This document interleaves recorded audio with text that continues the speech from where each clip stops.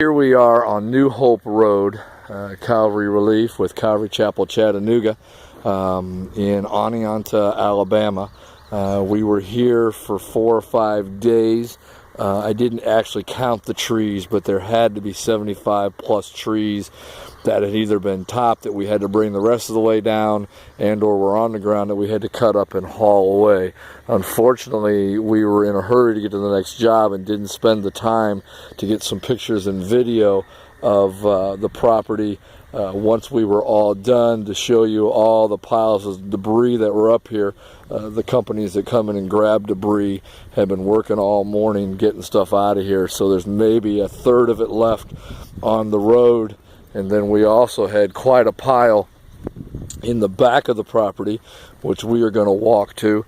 And in the back of the property, you can kind of see up here in front though, but on the back of the property we did a huge burn pile that burned pretty brightly for 3 different days. We had it burning during the day and then kind of left it smoldering at night so as not to cause a fire.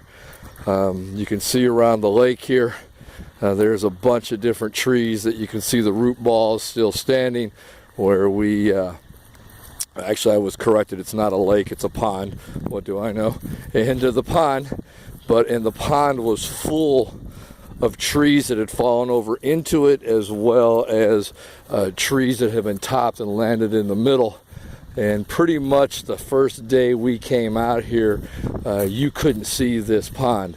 It was surrounded by trees and piles of trees that were, one, either along the bank that you couldn't see, or 2, had filled the river, or not the river, but the pond, that kept us from being able to actually see into it. And the group from Chattanooga, a couple of them, physically got down into the lake. I keep saying lake, but the pond, fastened chains around the trees, and then we pulled them out with a bobcat. Brian did also go in the pond. Unfortunately for him, it was not meant to be. He accidentally fell in while he was running some chains on stuff that we were pulling out. The house that you see there is totaled. Couples in their 80s that own this property, and they did not have enough insurance to rebuild it, but they did have enough insurance to buy a double-wide mobile home.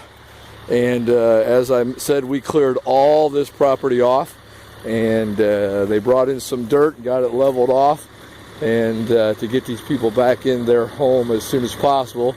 Obviously, as you can see, it'll be a new home for them, but just working quickly to get this couple back in.